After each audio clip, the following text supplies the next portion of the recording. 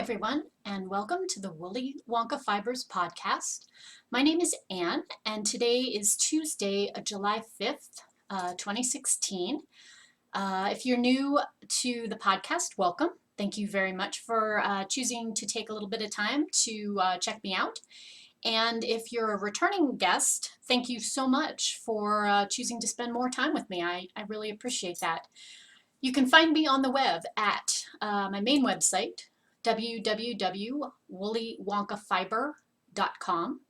I'm also on Ravelry. My personal account is Bunny Spinner, but I do also have a Willy Wonka Fibers group.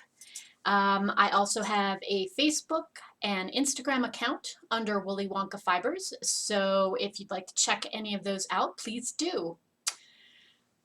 So we had a lovely long weekend here in the United States. 4th of July was yesterday.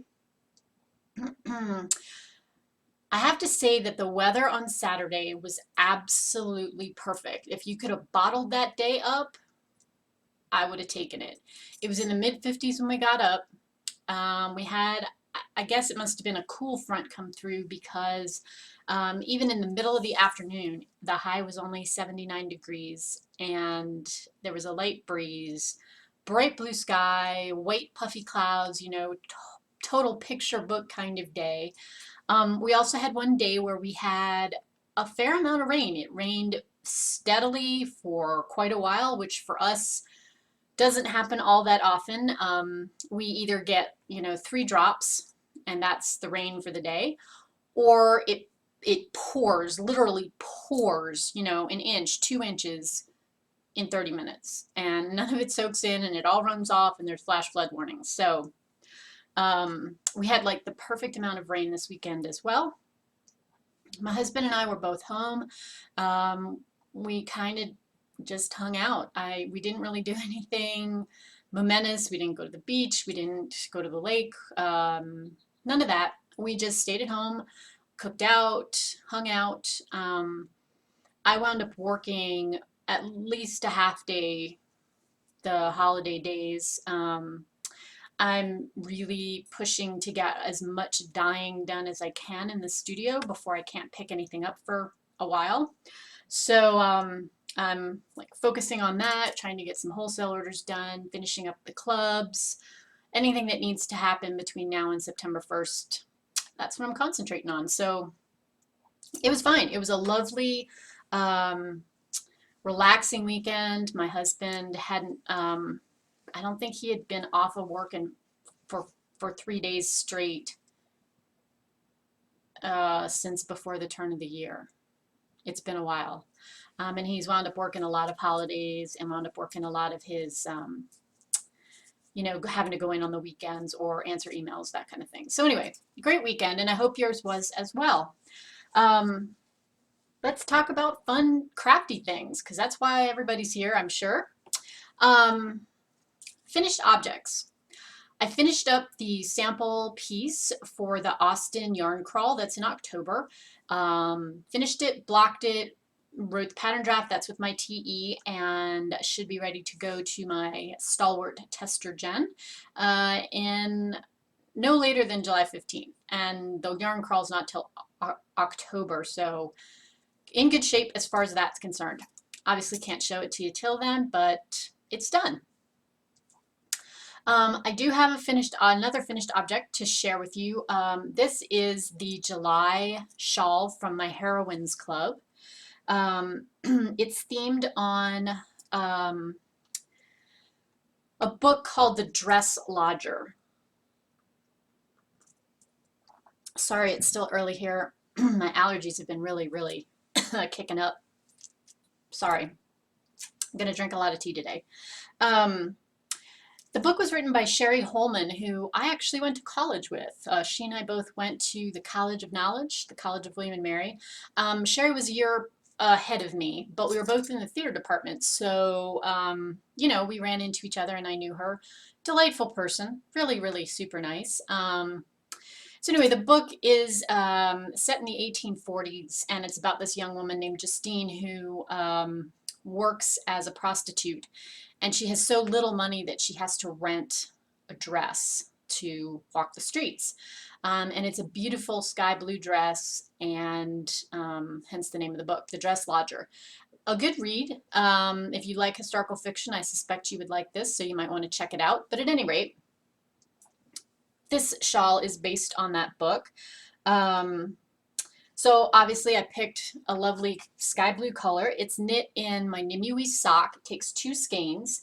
The back and the fronts have this kind of climbing floral lace pattern to them. And sorry, we've got a lot of sun today because I'm recording kind of early. Down the sides here, like what would be a sleeve, there is a wide lace panel, and that same motif happens here. It's bound off with a picot hem down here at the bottom. This is one of my favorite shawl shapes, and you can see why in the front. It's almost like a cape. You can just put 1 pin right there if you're so inclined, but it wears really great. It doesn't come back off your shoulders. It doesn't do the sliding thing. It sits almost like a garment because of the construction. And it's a nice size. Covers everything. I do want to show you guys the border motif if I can. It's got little pearl beads in it, and those pearl beads are also in the motifs that run in down the kind of sleeve section. I think this one is one of my favorite patterns we've done this year, or maybe ever. I think the color is gorgeous. It's wearable. It's very summery to me. I just love everything about it. I think it's a great project. And I do want to say a huge thank you to my friend Susan, who knit the sample for me. Susan has grabbed the reins and is helping me out on a number of different projects, and this was one of them. I was feeling a little bit pressured about the amount of things I needed to get knit that were large projects, so she tackled this one. So this one is not even my FO, it's Susan's FO, but it is a done deal. The pattern is available currently on Ravelry. You can download that as an individual pattern or as part of the year-long 6-pattern club. Club members, you should have your versions already in your libraries, and you should have the yarn and the beads for your kit in your hot little hands, hopefully. I know the postal strike in Canada may have thrown a monkey wrench into those particular works, but my fingers are crossed that if you are one of my Canadian customers, you received yours already. So those are the 2 things that I've got to show for finished objects this week. In terms of things that are on the needles, I've moved on to my next secret knit, which is going to be the September kit for the Yarn Guys. They had approached me and asked me if I would do a quarterly kit for them, and you saw the shawl that I knit, the very first shawl that I knit for them. That was based on the birch tree. I showed you guys that last week. I'm moving on to something else that's tree and flora influenced, which I'm knitting up in my Nimue sock again. I just love it for shawls. It's like the perfect blend of the 50% silk, 50% merino. It drapes great. It's got a gorgeous shine. Block's nice. Can't say enough good things. Anyway, I'm doing this project in the Blackberries colorway, which is a really dark blurple. It'll be a 2-skein project. So I started that this weekend. I cast that on, and I got like the first 6 inches of the piece knit. I wrote it up enough. I also pushed it out to a tester. We're going to do a full-sized shawl and then a scarf. Those two things. So you can either do a 1-skein or 2-skein project and have a similar look to it, depending on how much time you like to spend knitting on things. So that's currently on the needles. And then the other thing that I've been working on, I showed you the yarn for this last week. This is my new yarn base, which is the Targhee, Superwash Targhee, and 75% Superwash Targhee, 25% nylon. This is the Asters colorway. And I started these last week following a pattern which I linked to in the show notes. My friend Claire Ellen's The Sign of the Prancing Pony. You guys, I am at the point in my stress level where the secret knitting, designing knitting that I'm doing is complex enough. That's all the brain power I have. I can't follow a chart the rest of the time. When I'm knitting for relaxation, it's got to be relaxing. So I frogged back to the ribbing, which is nothing crazy. It's just 2x2 ribbing. And then I knit a plain vanilla sock. Fish Lips Kiss Heel. But this one is done.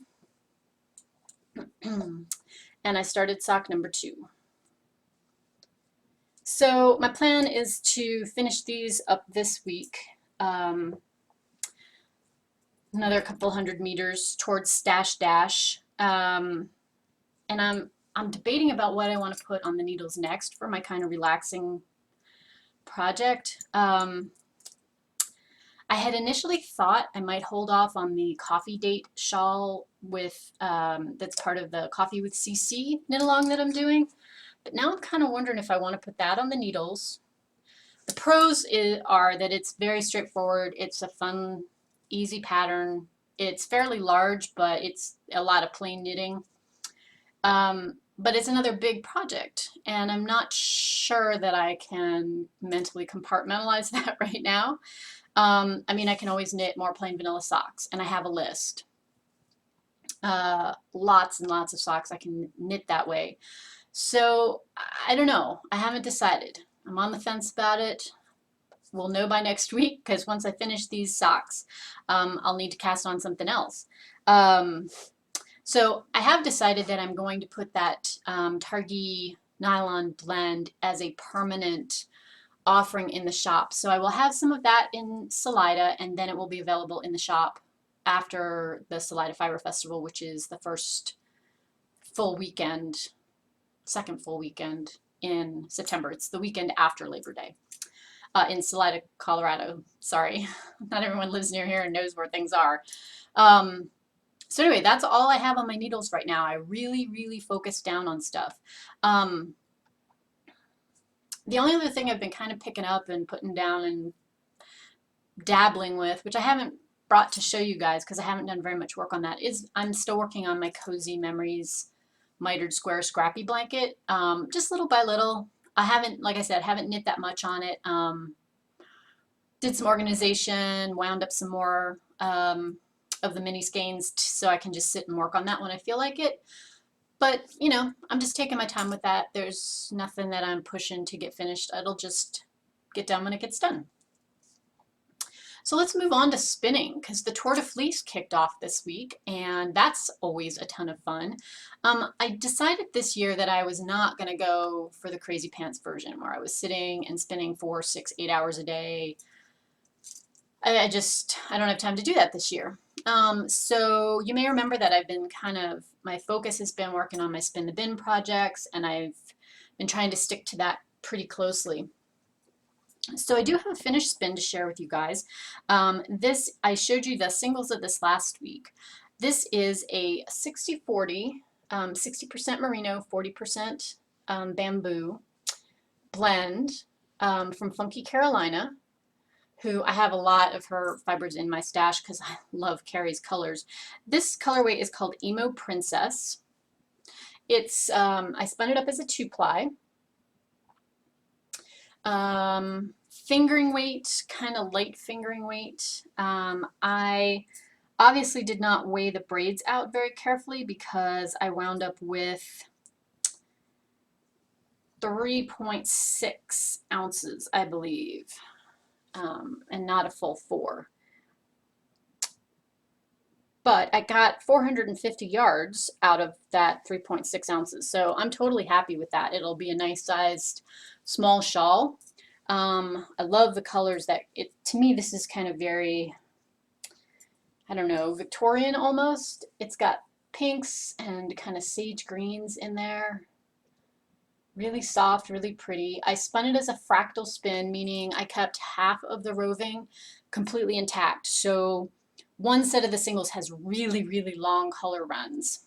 The second half of the singles, I took that amount and I split it into longer strips. I think 6. So there's some parts where like the greens are all lined up and then one of the strands goes to pink and maybe the second one then eventually catches up with it.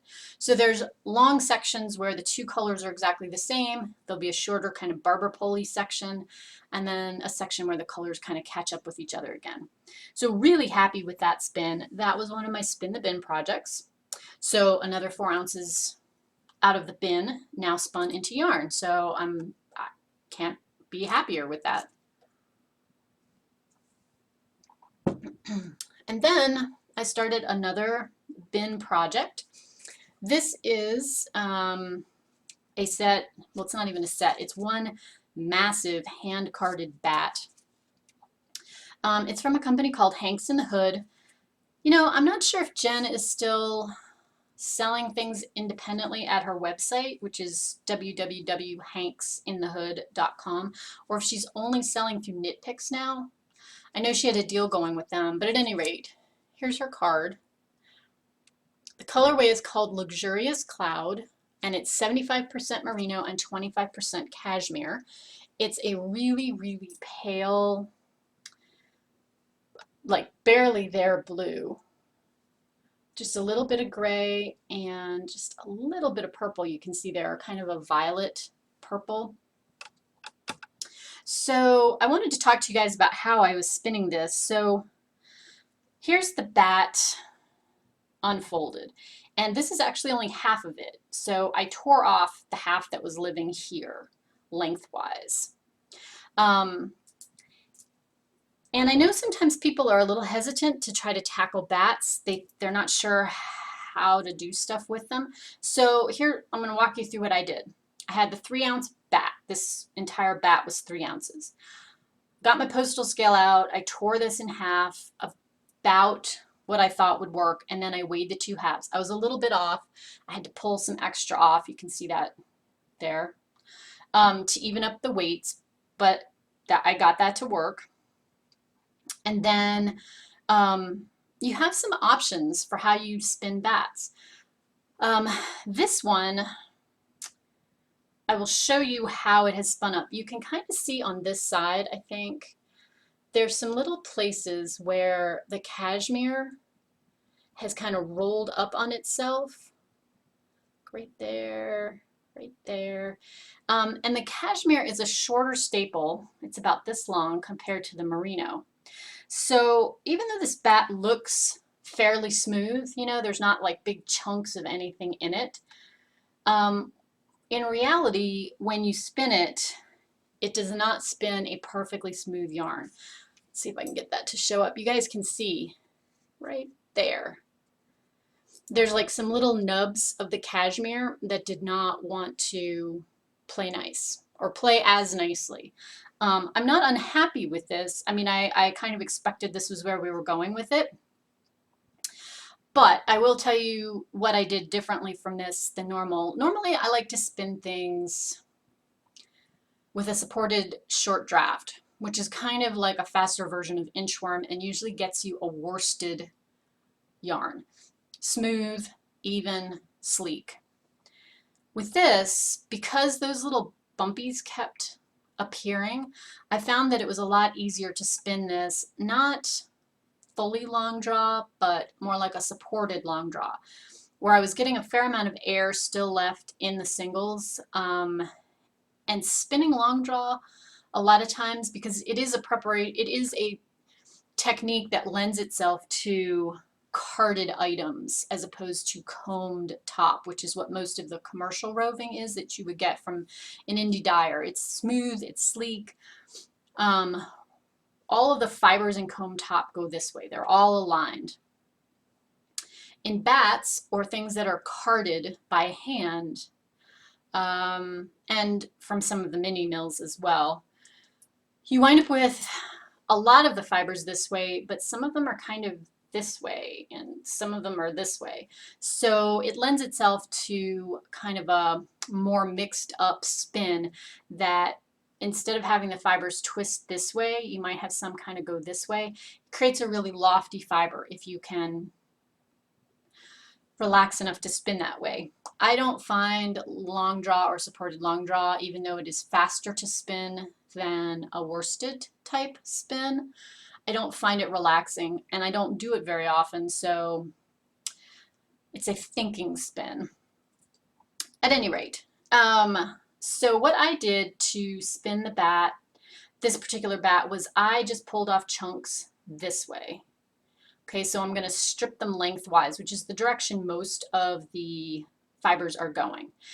I find this is too much to handle to try to draft off of. You certainly could split this in half, and then what you can do as well, and this is great for long draw, is if you make a little tube almost, kind of roll this up, you can draft off this end right here.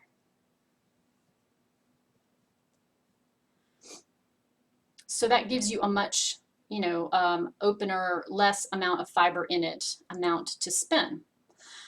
This bat is pretty heterogeneous in terms of color. I mean, it's got a few little bits and bobs of some purples in it, but it's basically pale blue. If you had a bat that was created where there were sections of color, or that sometimes there'll be a place, like let's say halfway down, where some glitter's been added or some other bright color. You have some other choices about how to spin that. Certainly if you strip the bat this way, it's going to give you short color runs. If you spin the bat all this way, where you're working through this mass of fiber and then you're going here and then you're going here, it'll give you much longer color runs. I have found with bats, a lot of times the exterior surface, you can see a distinct difference in how smooth that is compared to the inside of the bat.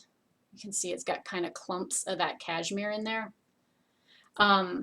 So sometimes spinning it where you're attenuating the fibers out from one big tube is actually easier to work with. So the big thing with bats is, just give it a try in a couple different ways. It won't hurt anything to spin 6, 8, 10 yards and see if that's a comfortable spin for you, and if you're getting the color distribution or the fiber distribution, will include sparkles in that you'd like. It's going to be very rare that you have a perfectly uniformly blended bat compared to something that's been run even through a mini mill and has come to you as roving. The mini mills are much more consistent in terms of being able to blend the fibers.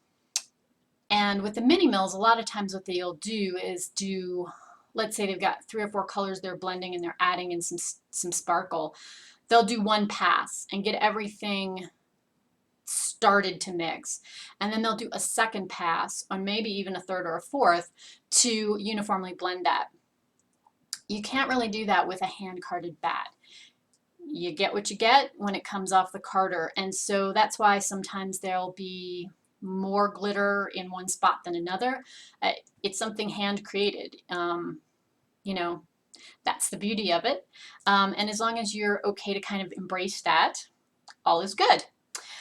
So anyway, the plan for this, I've got the first half of the singles spun up, and I'm going to work on the second set of singles today, tomorrow, and then hopefully ply before the end of the week. There's a pattern that I have had in my queue for a while called the Greystone hat, which I'll link to in the project notes, that needs a worsted weight yarn and something that's a fairly light solid color because it has some cables and lace in it. And I was thinking I would like a very warm hat for winter, to when I go out to take a walk. So the plan is to try to spin up the 3-ounce bat into uh, correct yardage. It'll be around that 200 mark, I hope. A single skein project. Can knit that up and have it when it's cold. So that's the plan for that. And I was thinking that might be kind of a nice other sort of quick, fun project to toss on the needles when I needed something interesting but not too complex that would knit up quickly. So anyway, Tour de Fleece has kicked off. We are on day 4. Today is day 4, and it runs through July 24th, I believe it is. Yeah, the Sunday, the second to last Sunday in the month. Lots of fun teams out there. I've got one going in the Willy Wonka Fibers thread. We've been quite, for us, quite chatty over there. There's been lots of fun daily posts and folks showing off what they're working on, folks showing off what they've finished already. It's a really great, fun time to be able to share some of your handcrafted yarn. So if you are interested in joining, there's still time to do that. You can always, spin at your own speed. There's no real goals or rules in my group. Just spin, have a good time, make some yarn, enjoy yourself. I think those are all great things to do here in the summertime. Kind of nice, relaxing, mellow moments. So I think that may be about it for this week. Please remember, next week I will also be recording on Tuesday rather than Monday. So it will be the 12th, July 12th, that I talk to you next. So until then, I hope that you have a very wonderful, productive week. Lots of time to spend with family and friends, and hopefully get some crafting in as well. Thank you guys for tuning in. I always appreciate it. Have a good one. Bye.